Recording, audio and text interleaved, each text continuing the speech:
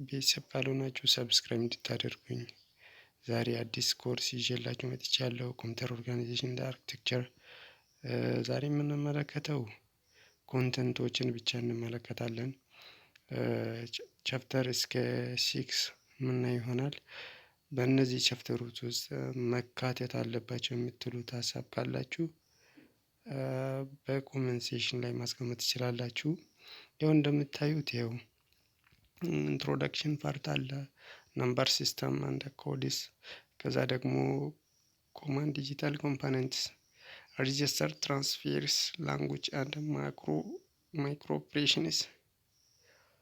ቻፕተር 5 ደግሞ ሚሞሪ ኦርጋናይዜሽን፣ ቻፕተር 6 ሲፒዩ እንደ ማልቲ ፕሮሴሰርስ። ብዙ ጊዜ ይህንን ለመስራት ያሰብኩበት ዋና ዓላማ ብዙ ጊዜ በዚህ ኮርስ በአማርኛ ስላልተሰራ ነው። እንዲሰራላችሁ ከፈለጋችሁ ሀሳብ ካላችሁ በኮሜንት ሴክሽን ላይ ማስቀመጥ ትችላላችሁ። ከዚህ በተጨማሪ ደግሞ ሌላ መሰራት የምትፈልጉ ካላችሁ ማስቀመጥ ትችላላችሁ።